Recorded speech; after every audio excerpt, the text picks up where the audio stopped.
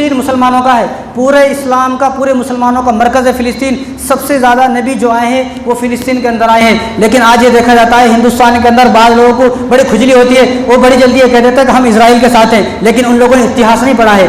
जो लोग आज ये बोल रहे हैं हम इजराइल के साथ हैं, वो अटल बिहारी वाजपेयी की ज़रा वो सुन के देखें। अटल बिहारी वाजपेयी ने अपने ज़माने में कहा कि हम लोग फ़िलिस्तीन के साथ हैं और यहूदियों को, इजराइल को चाहिए कि वो फ़िलिस्तीन की ज़मीन को खाली करे। पहली बात ये सुने, ये मुसलमानों की लड़ाई नहीं है। ये जो जंग हो रही है मुसलमानों को ख़त्म करने की जंग नहीं है। ये जो जंग है, ये जो जंग हो रही है, ये बैतुल मक़दिस मस्जिद अक़सा को ख़त्म करने की जंग है। क्योंकि यहूदियों का अक़ीदा ये है कि सुलेमान अलैहिस्सलाम ने जो मस्जिद तामीर की, मस्जिद अक़सा तामीर की, तो सुलेमान अलैहिस्सलाम ने फिर सिर्फ मुसलमानों को अंदर आने की इजाज़त दी और यहूदियों को कहा कि तुम ये जो दीवार है बाहर से इसकी इबादत करो, अंदर नहीं आना है। तो यहूदियों ने ये सोचा कि ये हमारी इबादत की जगह है। बाद में बख्त नसर बादशाह आया तो बख्त नसर बादशाह ने पूरी मस्जिद को ख़त्म कर दिया। अब यहूदियों के जहन में ये बात यह है कि जो हमारा हैकल सुलेमानी, उसको हैकल सुलेमानी बोलते हैं, टेम्पल, जो हमारा हैकल सुलेमानी है वो इस मस्जिद अक़सा के नीचे है। जब हम इस मस्जिद अक़सा को गिरा देंगे तो दज्जाल आएगा। वो लोग दज्जाल को अपना मसीहा मानते हैं, हम लोग अपना मसीहा किसको मानते हैं? इमाम मेहदी अलैहिस्सलाम हमारे मसीहा है। इन लोगों के मसीहा दज्जाल है कि दज्जाल आएंगे, वो हमारे मसीहा है, अक़ीदा है, फिर पूरी दुनिया पर हमारा राज होगा, हमारी हुकूमत होगी। तो ये मुसलमानों को ख़त्म करने की जंग नहीं है, ये मस्जिद अक़सा को ख़त्म करने की जंग है। क्या ये पूरी इस्लाम का, पूरे मुसलमानों का मसला है। जब तक हमारा ताल्लुक़ मस्जिद अक़सा से जब तक है, जब तक कुरान करीम में आयत मौजूद है सुब्हानल्लज़ी अस्रा बिअब्दिही लैलन मिनल मस्जिदिल हराम, जब तक ये आयत कुरान करीम के अंदर मौजूद है, जब तक तमाम मुसलमानों का ताल्लुक़ जो है अक़सा से है। मस्जिद अक़सा से हमें मोहब्बत क्यों है? मस्जिद अक़सा से हमें इसलिए मोहब्बत है कि हमारे नबी ने जो सबसे पहली नमाज़ पढ़ाई, सबसे पहली जो इमामत की, वो मस्जिद अक़सा के अंदर इमामत। अल्हम्दुलिल्लाहि व कफ़ा व सलाम अला इबादिहिल्लज़ीना इस्तफ़ा अम्मा बाद फ़अऊज़ु बिल्लाहि मिनश शैतानिर रजीम बिस्मिल्लाहिर रहमानिर रहीम इन्नका मय्यितुन व इन्नहुम मय्यितून व क़ाल तआला व मा मुहम्मदुन इल्ला रसूलुन क़द ख़लत मिन क़ब्लिहि रुसुल अफ़इन माता औ क़ुतिला इंक़लबतुम अला अक़ाबिकुम व मन यंक़लिब अला अक़बैहि फ़लन यदुर्रल्लाह शैअन व सयजज़िल्लाहु शाकिरीन।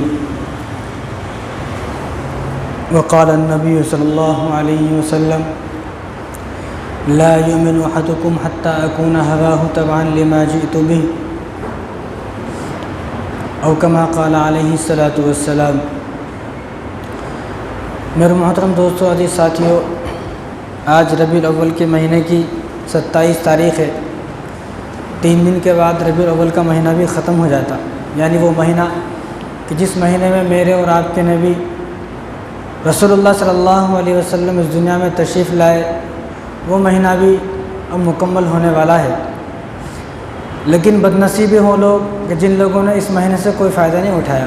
कि महीना तो आया, ज़िंदगी के 50 साल गुजर गए, 60 साल गुजर गए, तो 50-60 साल मरतबा, 50 या 60 मरतबा ज़िंदगी में रबीउल अव्वल का महीना आया, लेकिन अपने आप को बदल ना सके, तो ऐसे लोगों के लिए बड़ी बदनसीबी है।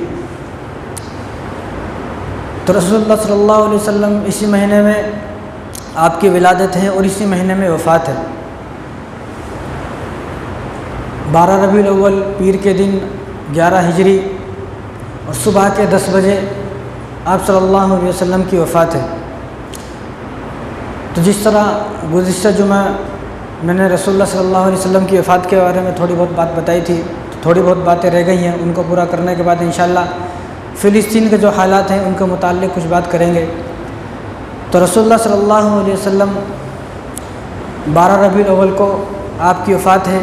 तो आपकी वफ़ात के बाद सहाबा को समझ में नहीं आया कि क्या हो गया, क्योंकि जिस आदमी से मोहब्बत करता है और उसके बारे में उस आदमी को मालूम हो जाए कि वो दुनिया से चला गया तो यकीन नहीं आता है। दुश्मन के बारे में तो आदमी नहीं गया तो भी यकीन कर लेगा, लेकिन आदमी जिससे मोहब्बत करता है वो अगर दुनिया से चला जाए तो यकीन नहीं आता लोगों को कि ऐसा कैसे हो गया।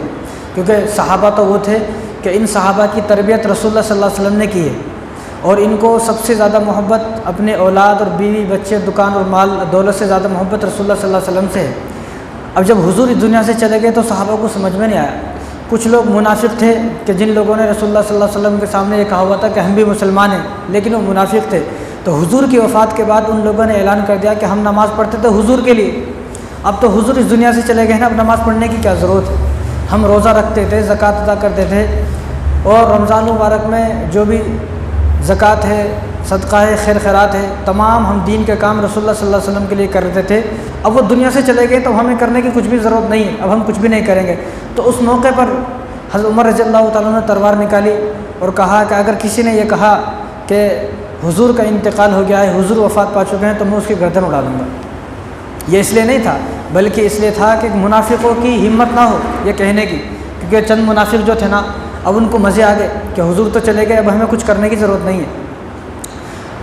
तो इसी तरह हज़रत उस्मान, हज़रत अली, सबके जो है होश गायब हो गए, होश फाख्ता हो गए सबके कि क्या करें, कुछ समझ में नहीं आ रहा। और मदीने के अंदर कोहराम मच गया, तमाम सहाबी को देखे तो हर घर में रोने की आवाज़ आ रही है, औरतें रो रही हैं और बूढ़े बच्चे भी रो रहे हैं। तो उस मौके पर हज़रत अबू बकर सिद्दीक़ रज़ियल्लाहु ताला खड़े हुए, सबको जमा किया, सबको बुलाया और कहा, मन काना याबुदु मोहम्मद फ़इन्न मोहम्मदन क़द मात, कि सुनो, अगर तुम रसूलुल्लाह की इबादत करते थे तो सुनो, फ़इन्न मोहम्मदन क़द मात, कि हुज़ूर सल्लल्लाहु अलैहि वसल्लम तो वफ़ात पा चुके हैं।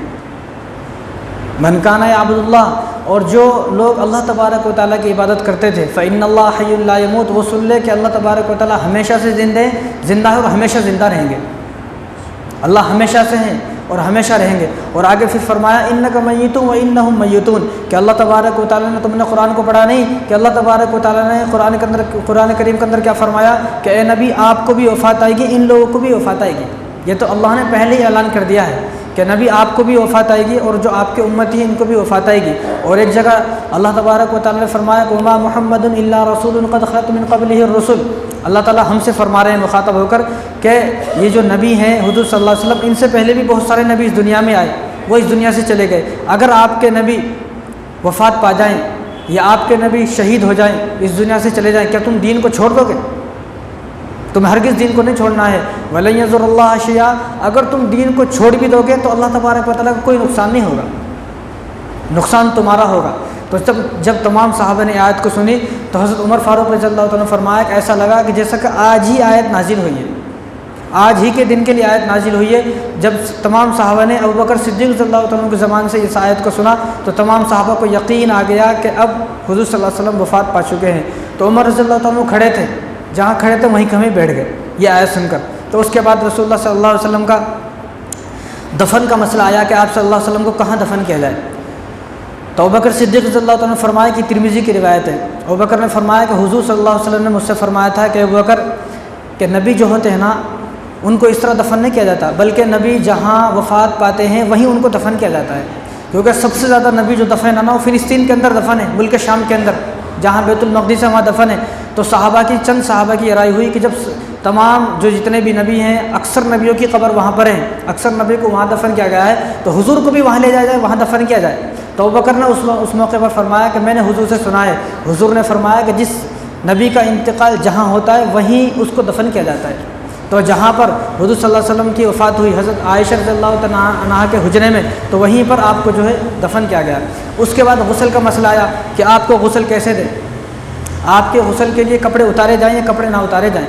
तो आयशा फरमाती हैं, ये भी तिरमिज़ी की रिवायत है कि तमाम सहाबा जो थे ना आपस में मशवरा कर रहे थे, मशवरा करते करते तमाम सहाबा को नींद आ गई, अल्लाह तबारक व तआला की तरफ से जो है उनको नींद आ गई। तो तमाम सहाबा जो है बिल्कुल गुनूदगी की, जिस तरह नींद में आदमी ऊँघता है इस तरह ऊँघ में चले गए। और फिर एक कोने से आवाज़ आई, एक फ़रिश्ते थे या कौन थे, गैब से आवाज़ आई कि हुज़ूर सल्लल्लाहु अलैहि वसल्लम को गुस्ल देने के लिए कपड़े ना उतारे जाएँ, कपड़े के साथ ही गुस्ल दिया जाए। क्योंकि रसूलुल्लाह सल्लल्लाहु अलैहि वसल्लम का बदन किसी ने पूरी ज़िंदगी में देखा नहीं सहाबा ने। अगर हुज़ूर सल्लल्लाहु अलैहि वसल्लम का बदन इतना खूबसूरत था, अगर देखते तो वो ताब ना रह सकते थे, बेहोश हो जाते सहाबा। तो अल्लाह ताला की तरफ से आवाज़ आई कि कपड़े ना उतारे जाए। तो हुजूर के कपड़े नहीं उतारे, हुजूर को कपड़े सुंदा ही गुस्ल दिया गया। गुस्ल किसने दिया? हज़रत अली, हज़रत अब्बास, ये जो है आपको गुस्ल दे रहे थे। और हज़रत उसामा बिन ज़ैद रज़ियल्लाहु तआला अन्हु, वो आप सल्लल्लाहु अलैहि वसल्लम पर पानी डाल रहे थे। और शकरान जो हुज़ूर सल्लल्लाहु अलैहि वसल्लम के आज़ाद करता ग़ुलाम है, वो आप सल्लल्लाहु अलैहि वसल्लम को करवट बदल रहे थे। तो इन लोगों ने आपको गुस्ल दिया।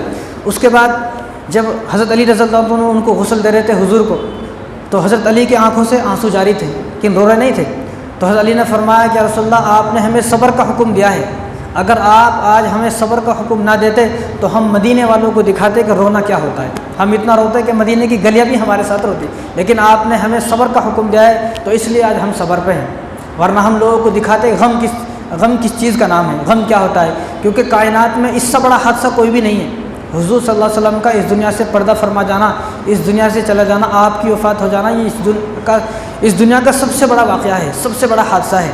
इससे बड़ा हादसा कुछ भी नहीं है। तो आप सल्लल्लाहु अलैहि वसल्लम को गुस्ल दीजिएगा।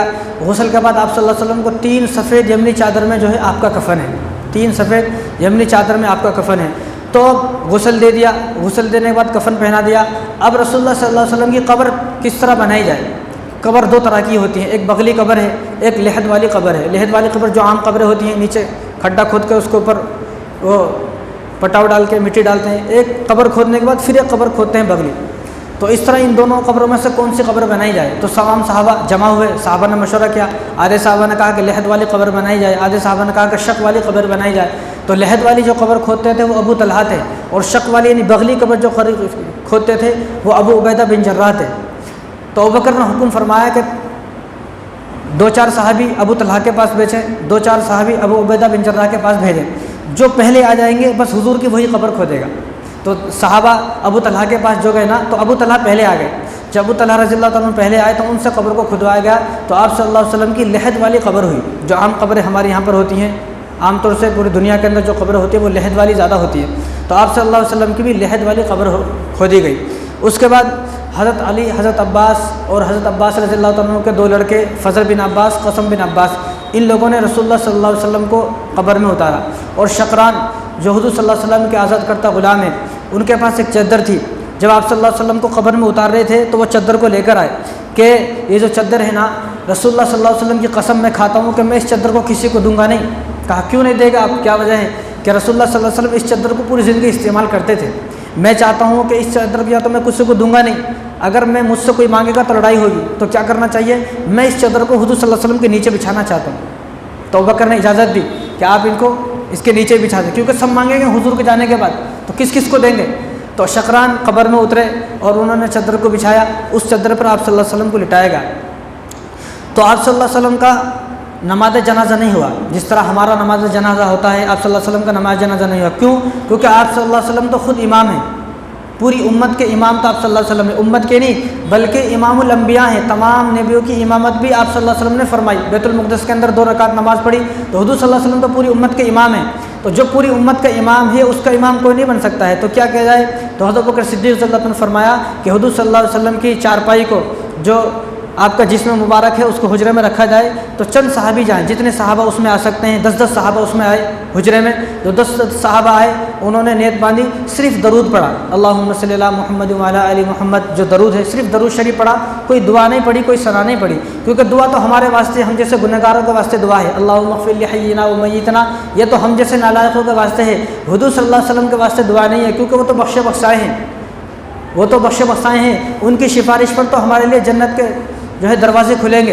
तो रसूलुल्लाह सल्लल्लाहु अलैहि वसल्लम की नमाज जनाजा नहीं हुई, बल्कि सिर्फ नियत बांधी, और नियत बांधने के बाद उन्होंने दुआ दरूद पढ़ा और बस ख़त्म। तो आप सल्लल्लाहु अलैहि वसल्लम की नमाज जनाजा पढ़ने वाले 30,000 सहाबा थे, और 30,000 सहाबा को हुज़ूर सल्लल्लाहु अलैहि वसल्लम की नमाज जनाजा पढ़ने के लिए 3 दिन लगे। क्योंकि आप सल्लल्लाहु अलैहि वसल्लम की वफ़ात कब हुई? पीर के दिन हुई, पीर, मंगल, बुध। बुध के दिन रात में आप सल्लल्लाहु अलैहि वसल्लम को दफन किया गया। 3 दिन लगे और 30,000 सहाबा ने आप सल्लल्लाहु अलैहि वसल्लम की नमाज जनाजा पढ़ी है। तो बुध के दिन रात में आप सल्लल्लाहु अलैहि वसल्लम को दफन किया गया। जब आप सल्लल्लाहु अलैहि वसल्लम को कब्र मुबारक में उतार रहे थे तो मुगीरा बिन शुअबा रज़ियल्लाहु अन्हु सहाबी हैं। तो ये आखिरी सहाबी हैं कि जिनका बदन हुज़ूर सल्लल्लाहु अलैहि वसल्लम के बदन से मस हुआ है। इनके बारे में क्या है कि ये जो कब्र में देख रहे थे और आप सल्लल्लाहु अलैहि वसल्लम को कब्र में उतार दिया गया, मिट्टी डाल रहे थे। तो जब मिट्टी डाल रहे थे तो इन्होंने वैसे ही कहा, क्योंकि हुज़ूर सल्लल्लाहु अलैहि वसल्लम से मिलने का दिल चाह रहा था ना, तो वैसे ही कहा हज़रत अली से कि मुझे ऐसा लगता है कि हुज़ूर सल्लल्लाहु अलैहि वसल्लम की जो ऊपर जो ईंटें डाली गई हैं, जो तख्ते डाले गए हैं, वो बराबर नहीं है। अगर आपकी इजाज़त हो तो मैं कब्र में उतर जाऊँ। तो हज़रत अली ने फरमाया कि जाओ कब्र में उतर जाओ। तो नीचे उतरे कब्र में, वो तो एक बहाना था, बस फ़ौरन हुज़ूर सल्लल्लाहु अलैहि वसल्लम को ऊपर लेट गए और इतना रोए कि तमाम सहाबा को रुला दिया। फिर आप सल्लल्लाहु अलैहि वसल्लम से लिपट गए। फिर हज़रत अली ने उनको उठाया ज़बरदस्ती, उनका तो आना दिल नहीं चाह रहा था। तो ये आखिरी सहाबी है मुगीरा बिन शुअबा रज़ियल्लाहु अन्हु कि जिनका बदन जो है हुज़ूर सल्लल्लाहु अलैहि वसल्लम के बदन से मस हुआ है। उसके बाद आप सल्लल्लाहु अलैहि वसल्लम की कब्र मुबारक पर जो ईंट और जो वो तख्ते जिनको बोलते हैं वो डाले गए, तो वो 9 ईंट थी। 9 ईंट आप सल्लल्लाहु अलैहि वसल्लम की कब्र मुबारक पर डाली गई हैं और आप सल्लल्लाहु अलैहि वसल्लम की कब्र मुबारक को बराबर कर दिया गया। तो आप सल्लल्लाहु अलैहि वसल्लम की कब्र मुबारक ज़मीन से सिर्फ एक बालिश के ऊपर है, हमारे यहाँ तो इतनी ऊंची रहती है कब्र, एक बालिश ऊपर है सिर्फ। कितना साहबा ने फरमाया कि हमने जब भी हुजूर सल्लल्लाहु अलैहि वसल्लम की कब्र को देखा तो हुजूर सल्लल्लाहु अलैहि वसल्लम की कब्र ज़मीन से इतनी ऊंची थी कि जितनी ऊँट की कोहान होती है, ऊँट के पीछे उठा सा होता है ना ज़रा कोहान, तो वो कितना होता है, एक बालिश या 1.5 बालिश, बस उससे ज़्यादा नहीं होता है। तो हुजूर की कब्र इतनी है और हुजूर सल्लल्लाहु अलैहि वसल्लम की कब्र इस तरह है। अब उसी हुजरे में हज़रत अबू बकर की भी कब्र है, हज़रत उमर की भी कब्र है। तो हम लोग क्या सोचते हैं कि हुजूर की कब्र यहाँ है, यहाँ अबू बकर की, यहाँ हज़रत उमर की है, ऐसा नहीं है, बल्कि यहाँ हुजूर सल्लल्लाहु अलैहि वसल्लम की कब्र है, इनके कदम मुबारक में हज़रत अबू बकर की कब्र है, इनके कदम मुबारक में हज़रत उमर की कब्र है, क्योंकि वो तो ऐसे साबित है कि हम इनके बराबर में दफन हो जाए, ये कैसे हो सकता है कि हमें उनके कदमों में भी अगर जगह मिल जाए तो हमारे निजात के लिए काफ़ी है। और फिर ये जगह खाली रखना था क्योंकि हज़रत ईसा अलैहिस्सलाम आएंगे, उनकी वफ़ात होगी, अभी हुजूर के बराबर में हज़रत ईसा अलैहिस्सलाम को दफन किया जाएगा। तो इसलिए अगर कोई खबर, बहुत सारी यूट्यूब पे ऐसी खबरें हैं जिनको बताया जाता है ये हुजूर की कब्र है और उस पर ग्रीन चादर डाली हुई है, वो हुजूर की कब्र नहीं है। हुजूर की कब्र पर कोई चादर नहीं है और ना हुजूर की कब्र पक्की है, हुजूर की कब्र बिल्कुल कच्ची है और सिर्फ मिट्टी है वहाँ पर और कुछ नहीं है, और सिर्फ एक बालिश ऊपर है। अभी जो दिखाते हैं आजकल ये फेक वीडियो हैं सारी। और हुजूर सल्लल्लाहु अलैहि वसल्लम की कब्र के इधर बाजू में पूरी जगह खाली है क्योंकि वहाँ पर हज़रत ईसा अलैहिस्सलाम को दफन किया जाएगा। तो हुजूर सल्लल्लाहु अलैहि वसल्लम को दफन कर दिया गया। तो उसके बाद हज़रत बिलाल आए, हज़रत बिलाल रज़ियल्लाहु ताला अन्हु ने आप सल्लल्लाहु अलैहि वसल्लम की कब्र मुबारक पर पानी छिड़का। तो आप सल्लल्लाहु अलैहि वसल्लम की वफ़ात हुई है दिन में 10 बजे। अब उसके बाद वक्त होता है ज़ोहर का वक्त। अब ज़ोहर का वक्त हुआ तो हज़रत अबू बकर सिद्दीक़ रज़ियल्लाहु ताला हज़रत बिलाल को बुलाया कि बिलाल को ढूंढ कर लाओ, कहाँ है। तो बिलाल तो मदीने की एक गली में बैठ कर रो रहे थे, उनको ज़बरदस्ती लेकर आए तो कहा कि तुम अज़ान दो। उन्होंने कहा कि मैं अज़ान नहीं दूँगा, क्योंकि उस वक्त जब मैं अज़ान देता था तो एक तरफ मेरे नबी मेरे सामने होते थे, मैं हुजूर को देखता था, हय्या अलस सलाह पे मैं हुजूर को देखता था और हय्या अलस फलाह पे मैं हुजूर के रौज़े को देखता था। अब हुजूर नहीं है तो मैं किसके देखूँगा, मैं अज़ान नहीं दूँगा। तो हज़रत अबू बकर ने कहा अगर तुम अज़ान नहीं दोगे मैं नमाज़ भी नहीं पढ़ाऊँगा, अगर तुम अज़ान दोगे तो ही मैं नमाज़ पढ़ाऊँगा, वरना मैं नमाज़ नहीं पढ़ाऊँगा। जब उन्होंने ज़बरदस्ती की तो हज़रत बिलाल ने अज़ान देनी शुरू की। अज़ान जब दिए तो अशहदु अन्ना मुहम्मद रसूलुल्लाह पर आए तो आप बेहोश हो गए, नीचे गिर गए और पूरी अज़ान के दरमियान 11 मरतबा बेहोश हुए।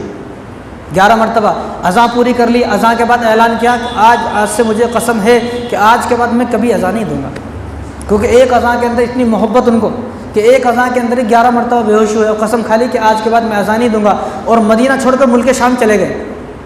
मुल्क शाम चले गए, 6 महीने वहाँ पर हो गए। तो 6 महीने के बाद उनको ख्वाब आया और ख्वाब में हुजूर सल्लल्लाहु अलैहि वसल्लम आए और हुजूर ने फरमाया क्या बिलाल तुम मुझसे नाराज़ है क्या, तो मदीना छोड़कर चला गया है। जब हुजूर ख्वाब में आए और ये अल्फाज कहे तो वो भूल गए, उनको ये नहीं मालूम कि हुजूर की वफ़ात हो चुकी है। बस वो रात में उठे और बीवी से कहा कि मेरा सामान तैयार करो और फ़ौरन वहाँ से मुल्क शाम से आए। यहाँ पर 15 दिन में पहुँचे मुल्क शाम से घोड़े पर। 15 दिन में मदीना आए और मदीना आकर आवाज़ दी या रसूलुल्लाह मैं आ गया, या रसूलुल्लाह मैं आ गया, या रसूलुल्लाह मैं आ गया। साहबा ने कहा क्या हुआ क्या हुआ। जब आप सल्लल्लाहु अलैहि वसल्लम को हुजरा मुबारक खोला, देखा सामने कब्र है। जब उनको यकीन आया अरे हुजूर की तो वफ़ात हो चुकी है। उन्होंने कहा कि मैं तो भूल गया था, हुजूर ने मेरे ख्वाब में आकर मुझसे कहा ना क्यों नहीं आता, तो मैं भूल गया। आज मैंने यहाँ पर आकर हुजूर की कब्र को देखा तो मुझे यकीन आया कि हुजूर सल्लल्लाहु अलैहि वसल्लम वफ़ात पा चुके हैं। जब यहाँ पर आए और फिर दूसरी मरतबा हसन और हुसैन ने जो है ज़बरदस्ती उनसे कहा, फिर उन्होंने अज़ान दी। यानी पूरी ज़िंदगी में हुजूर सल्लल्लाहु अलैहि वसल्लम की वफ़ात के बाद पूरी ज़िंदगी में हज़रत बिलाल ने सिर्फ 2 मरतबा अज़ान दी है और दोनों अज़ानों में 11 मरतबा बेहोश हुए। उसके बाद तो कसम खा ली कि मैं आज के बाद कभी भी अज़ान नहीं दूँगा, क्योंकि अज़ान देते हैं तो बेहोश हो जाते हैं। ये थी मोहब्बत। लेकिन हम लोगों ने तो झूठा दावा किया हुआ है हमें भी मोहब्बत है, ये इनकी असली मोहब्बत थी। तो हुजूर सल्लल्लाहु अलैहि वसल्लम की वफ़ात के बाद आप सल्लल्लाहु अलैहि वसल्लम का माल तकसीम नहीं हुआ, क्योंकि नबियों की विरासत जो होती है ना वो इल्म नबियों की विरासत होती है। हुजूर ने क्या फरमाया, अल उलमा वरसतुल अंबिया, कि उलमा मेरे वारिस है, यानी जो दीन को हासिल करेगा बस मैं ही वही मेरा वारिस है। मेरी विरासत मेरा तरका क्या है, जो मैं दीन छोड़कर जा रहा हूँ बस यही मेरी विरासत है, और जो इस पर अमल करेगा वही मेरा वारिस है। और हुजूर सल्लल्लाहु अलैहि वसल्लम की जो बीवियाँ हैं, 9 बीवियाँ हुजूर सल्लल्लाहु अलैहि वसल्लम की उस वक्त में मौजूद थी, क्योंकि आप सल्लल्लाहु अलैहि वसल्लम की 11 बीवियाँ हैं और 2 बीवियों का हुजूर सल्लल्लाहु अलैहि वसल्लम के सामने ही इंतकाल हो चुका था, हज़रत ज़ैनब बिन्त खुज़ैमा और हज़रत खदीजा। तो 9 बीवियाँ मौजूद थी। तो हुजूर सल्लल्लाहु अलैहि वसल्लम की जो बीवियाँ हैं वो पूरी उम्मत की माँ हैं, पूरी उम्मत की माँ है। इसलिए हुजूर सल्लल्लाहु अलैहि वसल्लम की बीवियों ने इद्दत नहीं की, उन पर इद्दत नहीं है। इद्दत तो हमारी बीवी और आपकी बीवी इन पर इद्दत है। क्यों? क्योंकि ये वफ़ात के बाद, शोहर की वफ़ात के बाद ये आज़ाद है, इद्दत गुजारे, कहीं भी शादी करें। लेकिन जो हुजूर सल्लल्लाहु अलैहि वसल्लम की बीवियाँ हैं उनकी खुसूसियत ये है कि वो पूरी उम्मत की माँ हैं, वो हुज़ूर सल्लल्लाहु अलैहि वसल्लम की वफ़ात के बाद शादी नहीं कर सकती। जब शादी नहीं कर सकती तो उनके लिए इद्दत नहीं है, किसी भी अज़वाज मुतहरात ने इद्दत नहीं की, ये उनके लिए ख़ास है और किसी के लिए नहीं। बाकी अगर कोई भी इंसान है और उसका इंतकाल हो जाए तो उसको इद्दत करनी पड़ेगी। ये हुज़ूर सल्लल्लाहु अलैहि वसल्लम की खासियत है।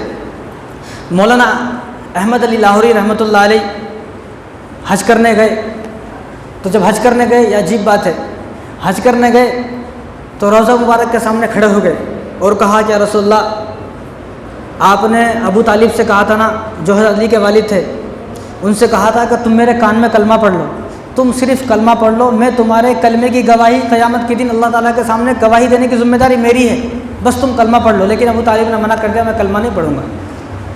तो अहमद अली लाहौरी ने कहा कि उन्होंने तो कलमा नहीं पढ़ा है, लेकिन या अल्लाह, या रसूलल्लाह, मैं आपके सामने कलमा पढ़ता हूँ, मैं आपके सामने कलमा पढ़ता हूँ। रोज़ा मुबारक पे गए, उन्होंने कहा कि मैं आपके सामने कलमा पढ़ता हूँ, ला इलाहा इल्लल्लाह मुहम्मद रसूलुल्लाह, आप मेरे कलमे के गवाह बन जाएं और क़यामत के दिन आप मेरे कलमे की गवाही दे दें ताकि मैं जन्नत में चले जाऊँ। इसलिए मैं तो ये कहता हूँ कि जो वहाँ पर जाए अल्लाह तआला हुज़ूर सल्लल्लाहु अलैहि वसल्लम से अर्ज़ करें, अगर नहीं कर सकते जो यहाँ पर हैं उनसे मैं ये कहता हूँ कि जो यहाँ पर लोग मौजूद हैं वो कलमा पढ़ें, ला इलाहा इल्लल्लाह मुहम्मद रसूलुल्लाह। और हम हुज़ूर सल्लल्लाहु अलैहि वसल्लम को तो यहाँ पर तो गवाह नहीं बना सकते ना, हम अल्लाह को गवाह बनाएंगे। अल्लाह आप हमारे गवाह हो और हमारे इस कलमे को, जो हमने अभी कलमा पढ़ा है, ला इलाहा इल्लल्लाह मुहम्मद रसूलुल्लाह, फ़रिश्तों के ज़रिए से हमारे इस कलमे को रसूलुल्लाह सल्लल्लाहु अलैहि वसल्लम तक पहुँचा दे। और हमारे गवाह, हम ये चाहते हैं कि हमारे गवाह अल्लाह बने, क़यामत के दिन हमारे गवाह, हमारी कलमे की गवाही अल्लाह दें कि तू भी मेरा बंदा था और मस्जिद में एक दिन बैठकर तूने कलमा पढ़ा था, मैं तेरे कलमे की गवाही देता हूँ। जब अल्लाह तबारक व तआला खुद कलमे की गवाही देंगे तो हमारे फ़ैसले जन्नत के हो जाएंगे।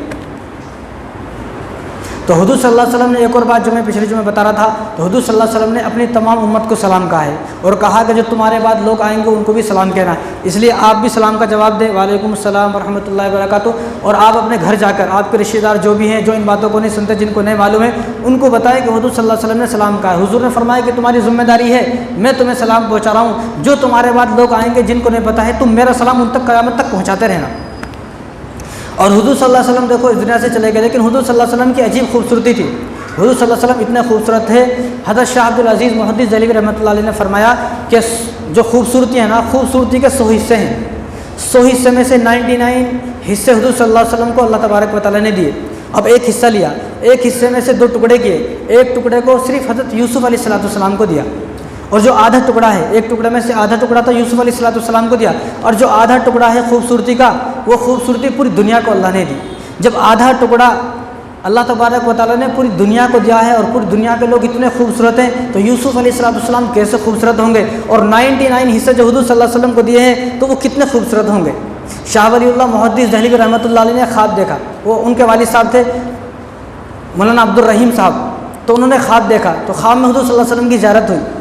तो जब उन्होंने हुज़ूर से पूछा कि या रसूलल्लाह, हमें तो आधा हिस्सा दिया है पूरी दुनिया को खूबसूरती का, तो दुनिया में इतने लोग खूबसूरत हैं, आपको 99 खूबसूरती का हिस्सा दिया गया और आधा हिस्सा सिर्फ यूसुफ़ अलैहिस्सलाम को दिया, तो लोगों ने, जिन्होंने यूसुफ़ अलैहिस्सलाम को देखा, उन्होंने अपनी उंगलियाँ काट ली, लेकिन आपके साथ कोई ऐसा मामला पेश नहीं आया, ये क्या वजह है? नहीं, आपको देखकर किसी ने उंगलियाँ नहीं काटी, हालांकि आप इतना खूबसूरत हो। तो हुज़ूर सल्लल्लाहु अलैहि वसल्लम को ख्वाब में फरमाया, ख्वाब में कहा कि अल्लाह तबारक व तआला ने मेरे हुस्न को छुपा दिया है, अगर मेरे हुस्न को अल्लाह तबारक व तआला खोल देते तो कोई भी दुनिया के अंदर ऐसा इंसान नहीं था जो मेरे हुस्न को देखकर ताब न लाए। उन्होंने उंगलियां काटी, लोग यहाँ पर दिल निकाल के दिल को चबा लेते थे। अल्लाह तबारक व तआला ने उनके हुस्न पर पर्दा डाल दिया, उनके हुस्न को अल्लाह तबारक व तआला ने छुपा दिया। हज़रत जाबिर बिन समरा रज़ियल्लाहु तआला अन्हु फरमाते हैं, ये तिरमिज़ी की रिवायत है कि एक दिन मैं रात में हुज़ूर सल्लल्लाहु अलैहि वसल्लम के सामने बैठा था और ऊपर चाँद था, तो मैं कभी चाँद को देखता, कभी हुजूर को देखता, कभी चाँद को देखता, कभी सारी रात में देखता रहा। तो सुबह होते होते मैंने फैसला किया कि चाँद में वो खूबसूरती नहीं है जो हुजूर सल्लल्लाहु अलैहि वसल्लम के चेहरे में खूबसूरती है, मैंने फैसला किया। और हज़रत आयशा रज़ियल्लाहु तआला अन्हा जो है, रमज़ान का महीना है और ईद आने वाली है, ईद के 2-3 दिन पहले वो भी ईद की तैयारी करते थे ना, तो तहज्जुद के वक्त सहरी करने के बाद कपड़े सी रहे थे सुई से, हज़रत आयशा कपड़े सी रही थी सुई से, तो सुई गिर गई। अब उस ज़माने में कोई लाइट तो थी नहीं, अंधेर था, अब सुई गिर गई तो ढूंढ रही है कहाँ है, तो वो गई बाहर, हुजूर सल्लल्लाहु अलैहि वसल्लम बैठे हुए थे, हुजूर सल्लल्लाहु अलैहि वसल्लम को पकड़ के अंदर लाई। अब हुजूर जैसे अंदर आए तो हुजूर के चेहरे की इतनी रोशनी थी, इतना चेहरे का जो है नूर था, उस नूर से आयशा रज़ियल्लाहु तआला अपनी जो सुई थी वो सुई भी ढूंढ लेती थी। फरमाया हुजूर ने मुझे क्यों लेकर आए हो?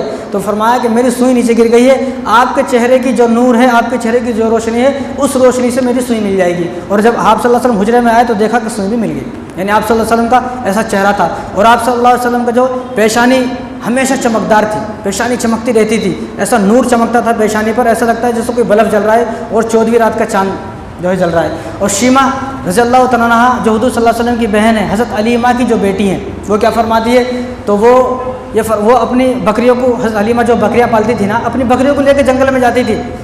तो जब भी वो जाती थी हुज़ूर सल्लल्लाहु अलैहि वसल्लम को साथ में लेके जाती थी। हज़रत हलीमा फरमाती थी कि तुम इस बच्चे को ना लेकर जाओ, ये छोटा बच्चा है, अभी 2-3 महीने का बच्चा, इसको लेकर ना जाए। तो हज़रत शीमा फरमाती थी कि अगर मैं इस बच्चे को नहीं लेकर जाती हूँ तो बकरियाँ दूर भाग जाती हैं। अब मैं जब इस बच्चे को लेकर जाती हूँ तो बकरियाँ सारी मेरे पास आ जाती हैं। क्यों? क्योंकि बकरियाँ भी इसका चेहरा देखती हैं।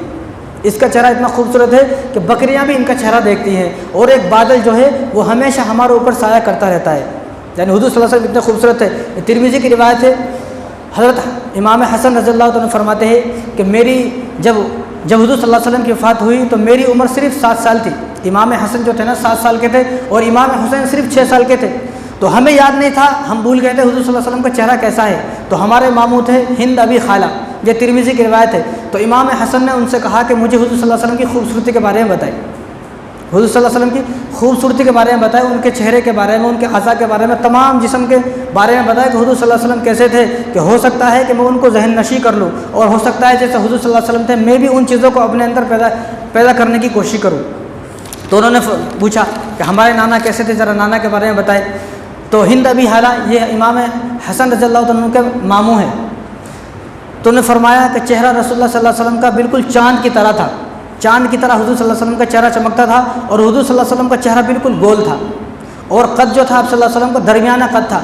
यानी जो कोई आदमी दूर से देखता तो ऐसा लगता बहुत लंबे हैं, पास आके देखते तो बिल्कुल बराबर। और हुज़ूर सल्लल्लाहु अलैहि वसल्लम का एक मौजिज़ा ये था कि कोई आदमी कितना भी लंबा हो, कोई आदमी कितना भी लंबा हो, सहाबा में, तमाम सहाबा में सबसे लंबे सहाबी हज़रत अब्बास थे, हुज़ूर सल्लल्लाहु अलैहि वसल्लम के चाचा। वो 6 फुट से भी ऊपर थे। जब वो हुज़ूर सल्लल्लाहु अलैहि वसल्लम के पास जाके खड़े होते तो वो नीचे हो जाते, हुज़ूर सल्लल्लाहु अलैहि वसल्लम ऊपर हो जाते। यानी कोई भी ऐसा नहीं थे, चाहे किसी आदमी का कद कितना ही भी लंबा हो, लेकिन जब वो हुज़ूर सल्लल्लाहु अलैहि वसल्लम के बराबर में खड़ा होता तो उसका कद नीचे हो जाता। ये हुज़ूर सल्लल्लाहु अलैहि वसल्लम का मौजिज़ा है।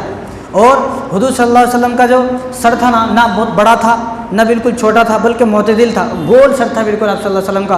और पेशानी बड़ी थी, चमकदार थी। और आप सल्लल्लाहु अलैहि वसल्लम के गाल जो है ना बिल्कुल उभरे हुए थे कि आदमी जब मोटा हो जाता बाहर उभर जाते भी अच्छा नहीं देखते, ना पिचके हुए थे, बिल्कुल हमवार थे, बिल्कुल बराबर थे। और आप सल्लल्लाहु अलैहि वसल्लम की जो भौं है ना, भौं अबरू मुबारक, ये आप सल्लल्लाहु अलैहि वसल्लम की बिल्कुल बारीक थी और यूँ गोल थी, यूँ गोल थी और मिली हुई नहीं थी, बल्कि यहाँ पर गैप था। और यहाँ पर आप सल्लल्लाहु अलैहि वसल्लम की एक रग थी, जिस तरह की नस होती है इस तरह रग थी।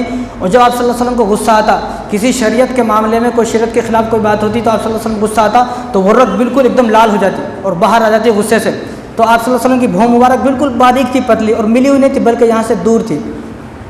और आप सल्लल्लाहु अलैहि वसल्लम की नाक मुबारक थोड़ी लंबी थी, दूर से देखते तो ऐसा लगता था लंबी थी, लेकिन पास आए तो बिल्कुल बराबर लगती थी। क्यों? क्योंकि जो आदमी दूर से आप सल्लल्लाहु अलैहि वसल्लम की नाक मुबारक को देखता था तो आप सल्लल्लाहु अलैहि वसल्लम की नाक पर एक नूर होता था, नूर। तो नूर की वजह से दूर से ऐसा लगता था कि हुज़ूर सल्लल्लाहु अलैहि वसल्लम की नाक जो है वो लंबी है, लेकिन जब पास से आते देखते तो बिल्कुल गोल नाक थी। और हुज़ूर सल्लल्लाहु अलैहि वसल्लम की पलक मुबारक लंबी थी, जो पलकें हैं ये लंबी थी। और आप सल्लल्लाहु अलैहि वसल्लम की गर्दन भी लंबी थी, छोटी नहीं थी, ज़्यादा मोटी नहीं थी, बिल्कुल पतली भी नहीं थी, दरमियानी थी और लंबी थी और चांदी की तरह साफ़ थी। क्योंकि हुज़ूर सल्लल्लाहु अलैहि वसल्लम पानी पीते, कोई चीज़ खाते तो फ़ौरन जो है दूर से भी आदमी देख लेता था कि हुज़ूर सल्लल्लाहु अलैहि वसल्लम कुछ खा रहे हैं, ऐसी चांदी की तरह थी। और आप सल्लल्लाहु अलैहि वसल्लम की आँखें लंबी थी और आँखों के अंदर सफ़ेद धारी थी। बग़ैर सुरमा लगाए भी हुज़ूर सल्लल्लाहु अलैहि वसल्लम ऐसे लगते थे जैसे सुरमा लगा हुआ है। जिस तरह सुरमा लगाते हैं खूबसूरत लगती है आँख, तो हुज़ूर सल्लल्लाहु अलैहि वसल्लम की आँख बग़ैर सुरमा लगा के भी जो है ऐसी लगती थी कि सुरमा लगा हुआ है। और हुज़ूर सल्लल्लाहु अलैहि वसल्लम के दांत बिल्कुल गोल थे, कोई छोटा कोई बड़ा ऐसा नहीं था, बिल्कुल बराबर थे और बिल्कुल गोल दांत थे। और हुज़ूर सल्लल्लाहु अलैहि वसल्लम के दांत मिले हुए नहीं थे, बल्कि हुज़ूर सल्लल्लाहु अलैहि वसल्लम के दांतों में गैप था, हर दांत के अंदर थोड़ा थोड़ा गैप था, मिले हुए नहीं थे। और हुज़ूर सल्लल्लाहु अलैहि वसल्लम जब बात फरमाते और कोई बात इरशाद फरमाते बोलते तो हुज़ूर सल्लल्लाहु अलैहि वसल्लम के दांतों से अजीब सा नूर निकलता था, अजीब सा नूर।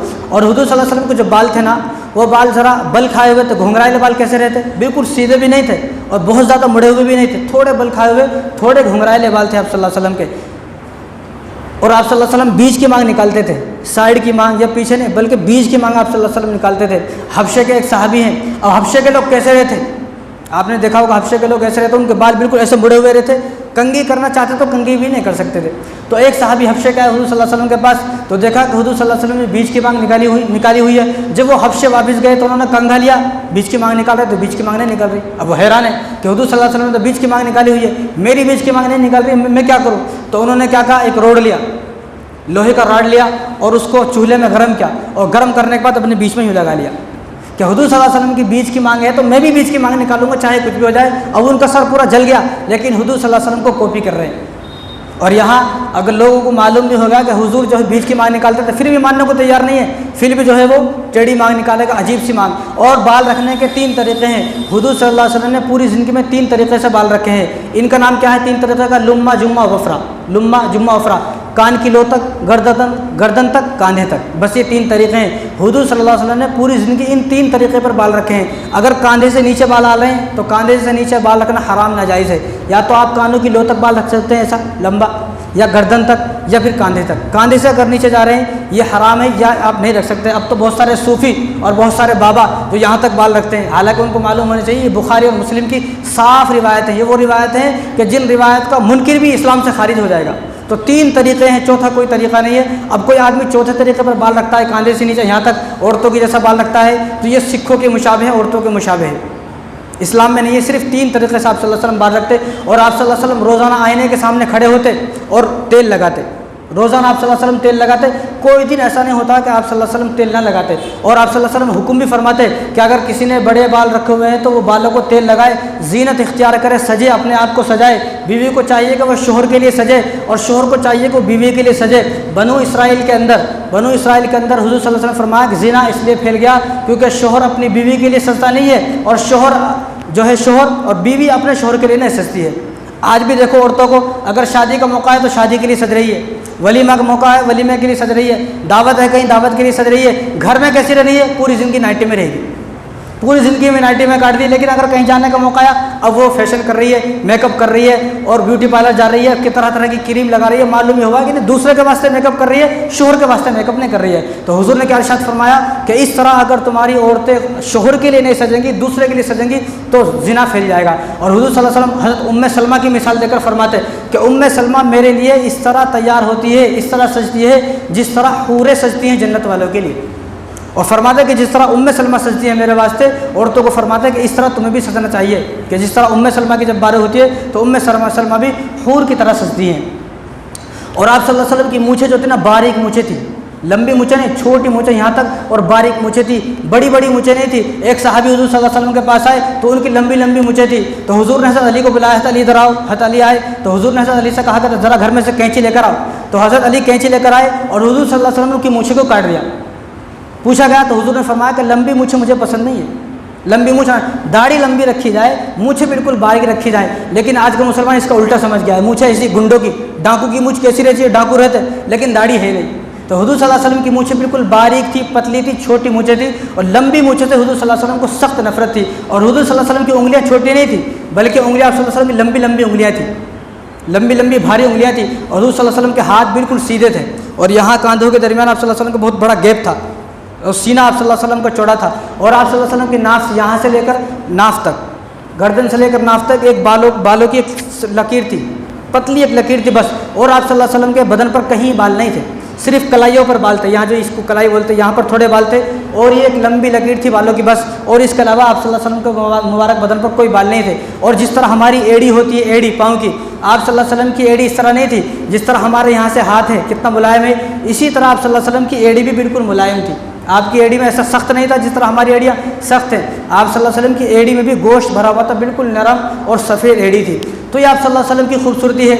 और आप सल्लल्लाहु अलैहि वसल्लम के ज़िंदगी में पूरी ज़िंदगी में आप सल्लल्लाहु अलैहि वसल्लम की बदन पर ना कोई मच्छर बैठा, ना कोई मक्खी बैठी, ना आप सल्लल्लाहु अलैहि वसल्लम के बालों में जू हुई, ना आप सल्लल्लाहु अलैहि वसल्लम को भी बलगम आया, आप सल्लल्लाहु अलैहि वसल्लम को भी बलगम नहीं आया, और ना आप सल्लल्लाहु अलैहि वसल्लम को पूरी ज़िंदगी में कभी जमाई आई, और ना आप सल्लल्लाहु अलैहि वसल्लम को पूरी ज़िंदगी में कभी एहतलाम हुआ।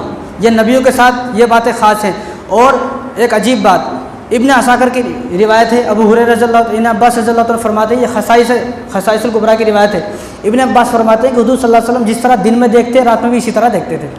हमें तो रात में दिखता नहीं, अंधेर हो जाता, लेकिन नबियों के साथ ख़ास है कि जिस तरह हुजूर दिन में देखते थे रात में भी इसी तरह आप सल्लल्लाहु अलैहि वसल्लम देखते थे। और हुजूर सल्लल्लाहु अलैहि वसल्लम ने कभी भी पूरी ज़िंदगी में किसी को यूँ नहीं बुलाया इशारे से, इधर आ, कभी नहीं बुलाया। किसी को बुलाते यूँ बुलाते, यूँ करके बुलाते, किसी को भी यूँ नहीं बुलाया, यूँ बुलाते हमेशा और प्यार से बुलाते।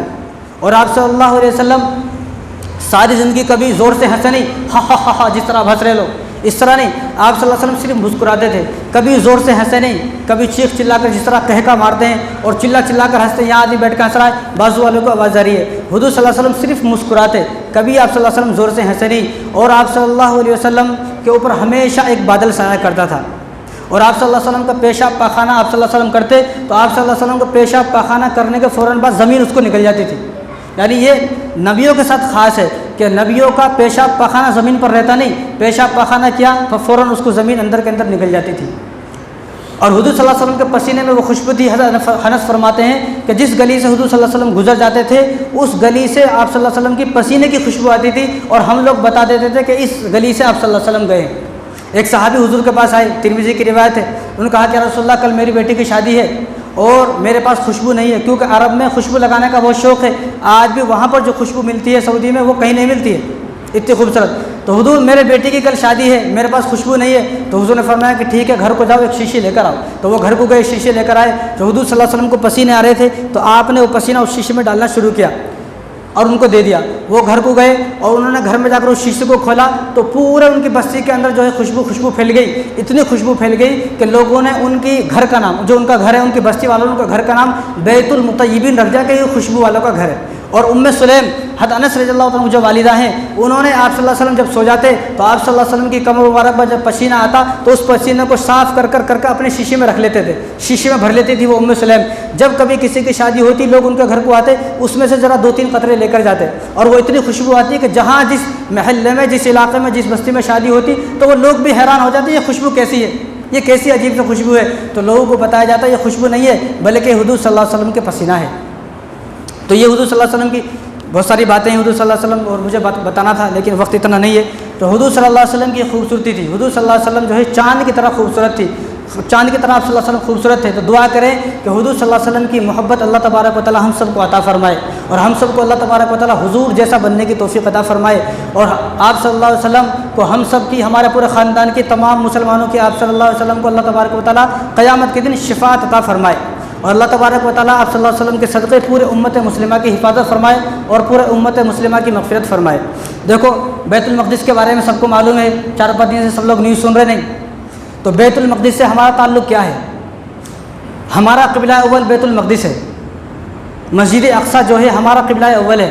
जब हुजूर सल्लल्लाहु अलैहि वसल्लम मेराज पर गए और नमाज़ों का तोहफ़ा लेकर आए तो उस वक्त अल्लाह तबारक व तआला ने यह हुक्म दिया कि आपको नमाज मस्जिद अक़सा की तरफ, बैतुल मक़दिस की तरफ जो फ़िलिस्तीन के अंदर है उसकी तरफ रुख करके नमाज़ पढ़ना है।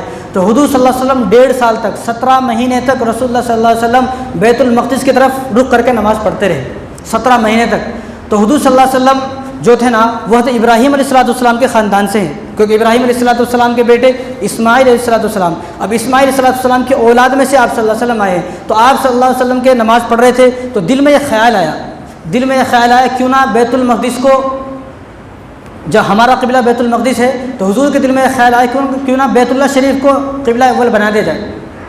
जो हमारे दादा हज़रत इब्राहीम अलैहिस्सलाम ने बैतुल्लाह को तामीर फरमाया है, अल्लाह से ये नमाज के अंदर ख्याल आया क्यों ना उसी बैतुल्लाह को, उसी काबे शरीफ को जो है बैतुल्लाह काबा बना दिया जाए और उसी की तरफ रुक करके नमाज़ पढ़। तो अल्लाह तबारक व तआला ने नमाज के अंदर ही आयत उतारी, फ़लनुवल्लियन्नका क़िबलतन तर्ज़ाहा फ़वल्लि वजहका शत्रल मस्जिदिल हराम, कि आप नमाज के अंदर ही घूम जाए। वो जो मस्जिद है मक्के के अंदर और जिस मस्जिद के अंदर आप सल्लल्लाहु अलैहि वसल्लम ये नमाज़ पढ़ा रहे थे और जिस मस्जिद के अंदर आप सल्लल्लाहु अलैहि वसल्लम नमाज़ पढ़ाते हुए घूम गए, उस मस्जिद का नाम आज भी क़िबलतैन है, 2 क़िबला वाली मस्जिद। उसके अंदर 2 मेहराब है, एक इधर है एक इधर है, एक फ़िलिस्तीन की तरफ है, एक मक्के इधर बैतुल्लाह शरीफ की तरफ है। आज भी उस मस्जिद का नाम क़िबलतैन है। तो हुजूर सल्लल्लाहु अलैहि वसल्लम नमाज में ही उस तरफ हो गए। तो हुजूर सल्लल्लाहु अलैहि वसल्लम ने 17 महीने तक बैतुल मक़दिस की तरफ नमाज़ पढ़ी है। और बैतुल मक़दिस इस्लाम का मरकज़ है। क्यों? क्योंकि सबसे ज़्यादा जो नबी आए हैं वो मुल्क शाम के अंदर, फ़िलिस्तीन के अंदर आए हैं, जहाँ बैतुल मक़दिस है, मस्जिद अक़सा है, सबसे ज़्यादा नबी यहाँ पर आए हैं। और हुजूर सल्लल्लाहु अलैहि वसल्लम इरशाद फरमाया, इब्न माजा की रिवायत है, हुजूर ने इरशाद फरमाया कि 3 मस्जिदों के लिए सफ़र करना तुम्हारे लिए सवाब है। 3 मस्जिदों के लिए, कौन सी मस्जिद? बैतुल्लाह शरीफ, मस्जिद नबवी और मस्जिद अक़सा। इन 3 मस्जिदों के लिए सफ़र करना सवाब है। और हुजूर सल्लल्लाहु अलैहि वसल्लम, ये बुखारी की रिवायत है, हुजूर सल्लल्लाहु अलैहि वसल्लम से अबू ज़र ने पूछा कि रसूलल्लाह इस ज़मीन पर सबसे पहले कौन सी मस्जिद बनाई गई? तो हुजूर ने फरमाया कि इस ज़मीन पर सबसे पहली मस्जिद बैतुल्लाह है। दूसरी मस्जिद कौन सी है? तो हुजूर ने इरशाद फरमाया कि दूसरी, बुखारी की रिवायत है, हुजूर ने इरशाद फरमाया कि दूसरी मस्जिद मस्जिद अक़सा है, मस्जिद अक़सा। क्योंकि सबसे पहले बैतुल्लाह शरीफ की तामीर हज़रत आदम अलैहिस्सलाम ने फरमाई और हज़रत आदम अलैहिस्सलाम को अल्लाह तबारक व तआला ने हुक्म दिया कि अब आप फ़िलिस्तीन जाएँ।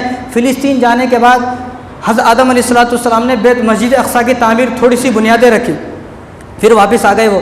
तो इन दोनों के दरमियान कितना फ़ासला है? तो हुजूर सल्लल्लाहु अलैहि वसल्लम, ये बुखारी की रिवायत है, हुजूर ने इरशाद फरमाया कि मस्जिद हराम जो बैतुल्लाह शरीफ है, बैतुल्लाह शरीफ और मस्जिद अक़सा, इन दोनों के दरमियान 40 साल का फ़ासला है। यानी बैतुल्लाह शरीफ के बुनियाद रखने के बाद, बैतुल्लाह शरीफ को तामीर फरमाने के बाद हज़रत आदम अलैहिस्सलाम ने 40 साल के बाद मस्जिद अक़सा को तामीर फरमाया।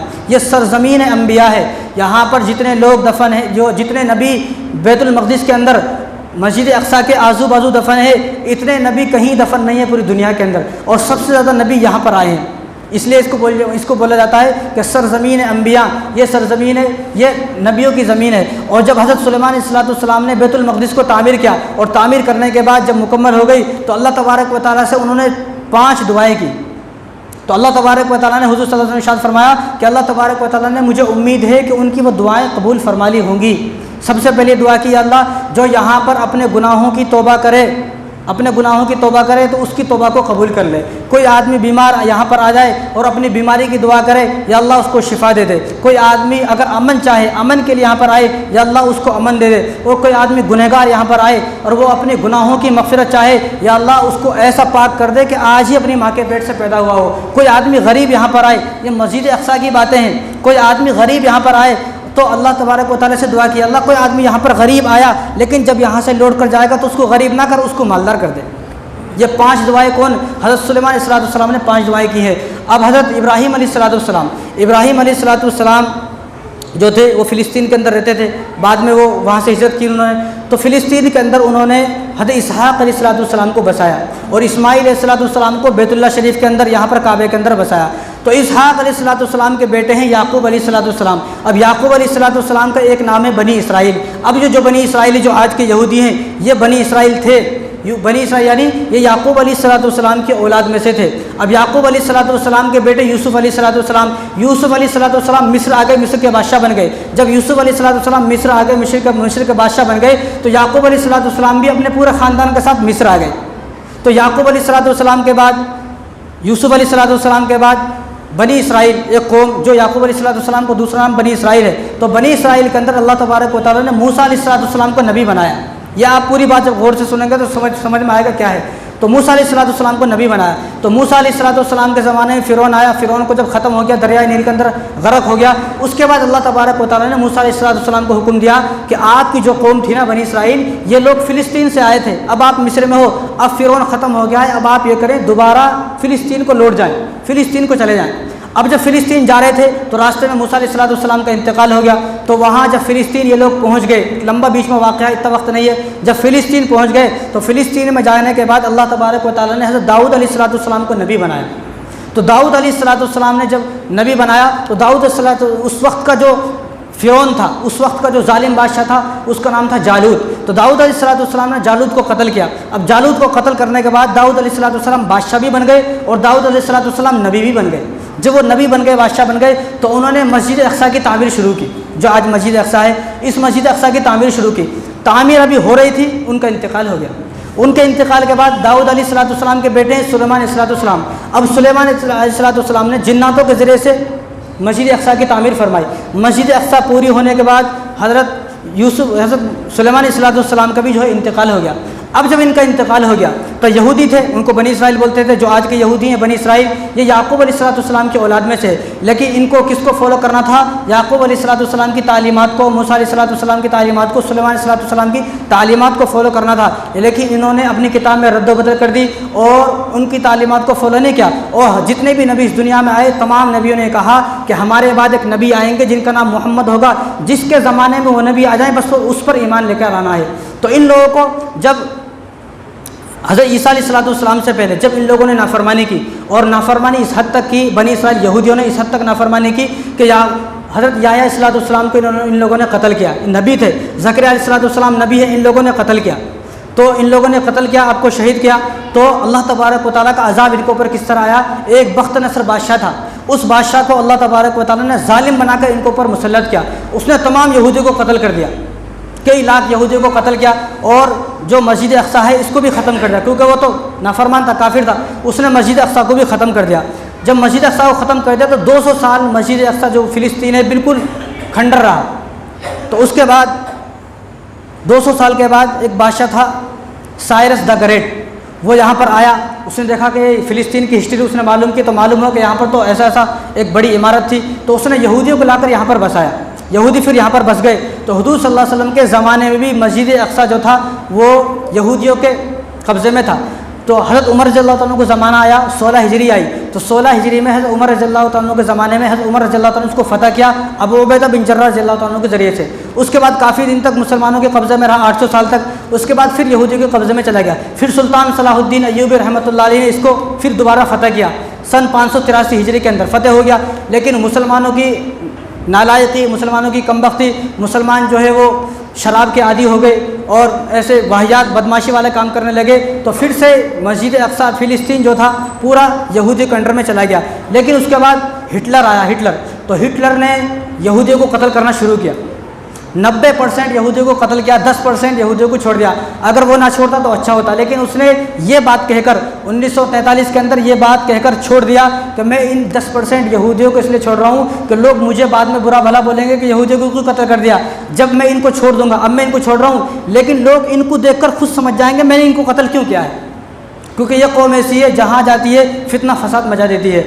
जब हिटलर ने इनको कत्ल किया, मारना शुरू किया, तो ये इनके पास तो कोई अपना देश नहीं था, अपनी कोई जगह नहीं थी। तो ये पानी की जहाज़ में दर बदर फिरने लगे, कभी अमेरिका कभी लंदन, इधर उधर जाने लगे। किसी ने इनको पनाह नहीं दी यहूदियों ने। तो ये बाद में फ़िलिस्तीन आए।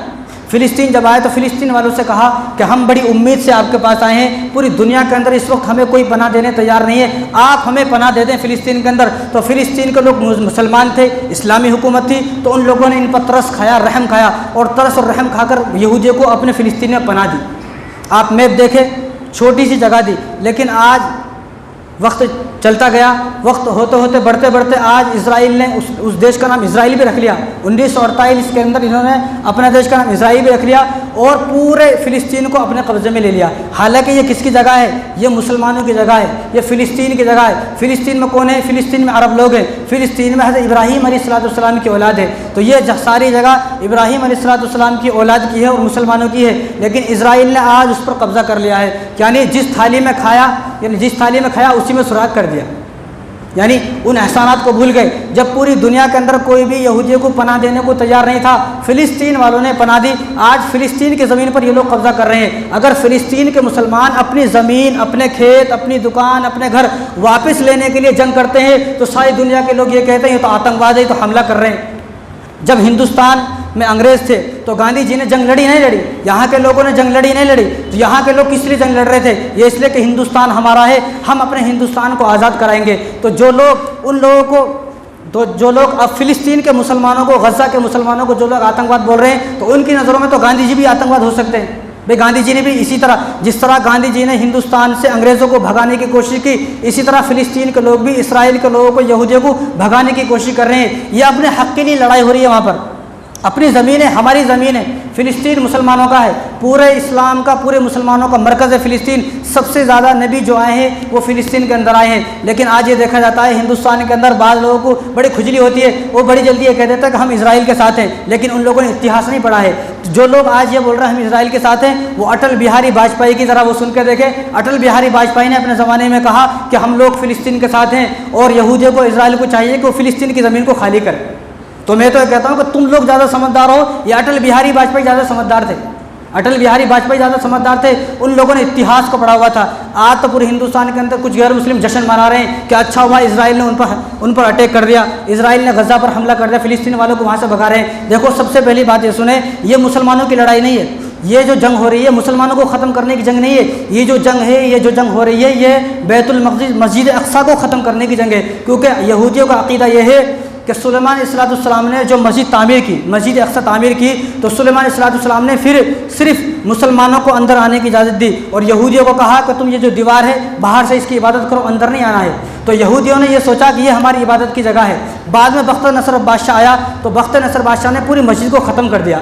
अब यहूदियों के जहन में ये बात यह है कि जो हमारा हैकल सुलेमानी, उसको हैकल सुलेमानी बोलते हैं, टेम्पल, जो हमारा हैकल सुलेमानी है वो इस मस्जिद अक्सा के नीचे है। जब हम इस मस्जिद अक्सा को गिरा देंगे और यहाँ पर अपना हैकल सुलेमानी तामीर करेंगे, एक मंदिर तामीर करेंगे, उनका जो भी अपना रहता होगा इबादत का वो तामीर करेंगे। उनका अकीदा यह है कि जब वो तामीर हो जाएगा तो दज्जाल आएगा। वो लोग दज्जाल को अपना मसीहा मानते हैं। हम लोग अपना मसीहा किसको मानते हैं? इमाम मेहदी अलैहिस्सलाम हमारे मसीहा है। इन लोगों के मसीहा दज्जाल है कि दज्जाल आएंगे, वो हमारे मसीहा है। जब दज्जाल आएंगे तो पूरी दुनिया से हम तमाम कौमों को ख़त्म कर देंगे। उनका अकीदा है फिर पूरी दुनिया पर हमारा राज होगा, हमारी हुकूमत होगी।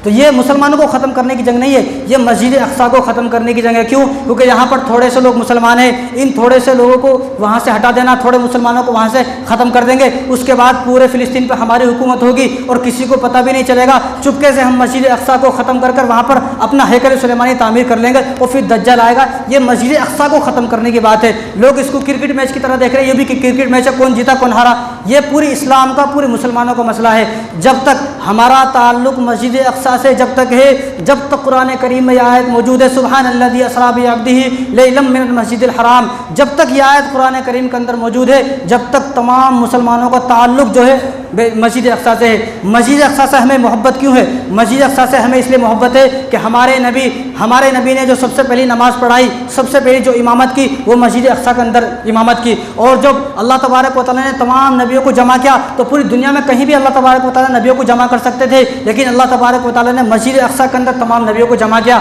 और वहाँ पर रसूलुल्लाह सल्लल्लाहु अलैहि वसल्लम ने जो है तमाम नबियों की इमामत फरमाई। और अल्लाह तबारक व तआला ने किसी मस्जिद के बारे में नहीं फरमाया, उस मस्जिद के बारे में, मस्जिद अक्सा के बारे में क्या फरमाया? अल्लज़ी बारकना हौलहू, कि इस मस्जिद के इर्द गिर्द हमने बरकतें रखी है, इस मस्जिद के इर्द गिर्द हमने बरकतें रखी है। और हुजूर ने इरशाद फरमाया, जो आदमी बैतुल मक़दिस में एक वक्त की नमाज़ पढ़ेगा तो उसको 25,000 नमाज़ों का सवाब मिलेगा। दाऊद अलैहिस्सलाम ने इसको तामीर किया, इब्राहीम अलैहिस्सलाम ने इसको आबाद किया, ज़करिया अलैहिस्सलाम, याहया अलैहिस्सलाम, ईसा अलैहिस्सलाम, मरियम अलैहिस्सलाम की इबादत गाह है। इसमें हज़रत ईसा अलैहिस्सलाम यहीं पैदा हुए, यहीं जवान हुए और यहीं बड़े हुए और यहीं से, इसी मस्जिद से अल्लाह तबारक व तआला ने उनको आसमानों पर उठा लिया। और जब हज़रत ईसा अलैहिस्सलाम आएंगे तो इसी मस्जिद के अंदर दोबारा आएंगे और इमाम मेहदी अलैहिस्सलाम जो नमाज़ पढ़ाएंगे इसी मस्जिद के अंदर नमाज़ पढ़ाएंगे। तो हमारा ताल्लुक़ इस वजह से है, हमें मोहब्बत मस्जिद अक्सा से इस वजह से है और उनको नफरत इस वजह से है। कोई इस मस्जिद को ख़त्म कर यहाँ पर हैकल सुलेमानी तामीर करेंगे ताकि हमारी हुकूमत आए, पूरी दुनिया के अंदर हम लोग हुकूमत करेंगे। तो जो मसला है ये पूरी दुनिया के मुसलमानों का मसला है, किसी एक मुसलमान का मसला नहीं है। अब वो दूर हैं, हम यहाँ पर हैं, तो हम क्या कर सकते हैं? हम उनके लिए दुआएं कर सकते हैं। मौलाना सज्जाद नौमानी साहब ने जो बातें इरशाद फरमाई है, हर मुसलमान को चाहिए उन बात पर अमल करे। उन्होंने फरमाया कि सबसे पहले 2 रकात नमाज पढ़े उनके लिए कि अल्लाह ये 2 रकात नमाज मेरी उनकी मदद के लिए है कि मैं उनकी मदद के लिए 2 रकात नमाज पढ़ रहा हूँ। कोई आदमी रोज़े रखे, कोई आदमी इत्काफ करे, कोई आदमी ये भी नहीं कर सकता है तो दुआ करे अल्लाह तबारक व तआला से, अल्लाह उनके, वो भी हमारे भाई हैं। और हुजूर ने क्या इरशाद फरमाया? अल मुस्लिम वखल मुस्लिम, पूरी दुनिया के बसने वाले लोग आपस में मुसलमान हैं। और मुसलमानों की मिसाल हुजूर सल्लल्लाहु अलैहि वसल्लम इरशाद फरमाइए कि मुसलमानों की मिसाल एक जिस्म की तरह है। अगर किसी आदमी की उंगली कट जाए तो पूरे जिस्म को तकलीफ होती है। इसी तरह पूरी दुनिया के अंदर कहीं मुसलमानों को जलील किया जा रहा है, कहीं मुसलमानों को मारा जा रहा है, तो पूरी दुनिया के मुसलमानों को एकजुट हो जाना चाहिए और तकलीफ होना चाहिए कि हमारे भाई को वहाँ पर मारा जा रहा है, हम उसके लिए दुआ करें। तो अल्लाह तबारक व तआला से दुआ करें, या अल्लाह जल्द से जल्द बैतुल मक़दिस को आज़ाद फरमा, आमीन कहे। अल्लाह तबारक व तआला उन 79 मुसलमानों की हिफाजत फरमा, फ़िलिस्तीन के मुसलमानों की हिफाजत फरमा, उनकी इज़्ज़तों की हिफाजत फरमा, उनके घरों की हिफाजत फरमा, उनके मकानों की हिफाजत फरमा।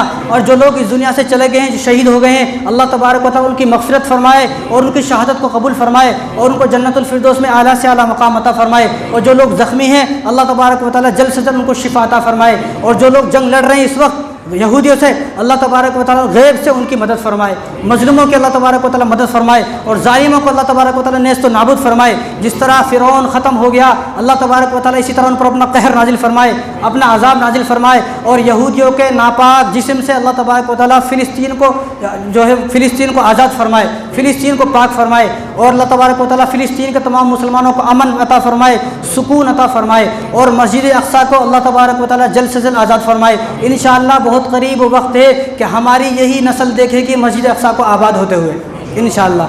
तो अल्लाह तबारक व तआला हम सबको इन बातों पर अमल करने की तौफीक अता फरमाए। मालीना इल्लल बलाग।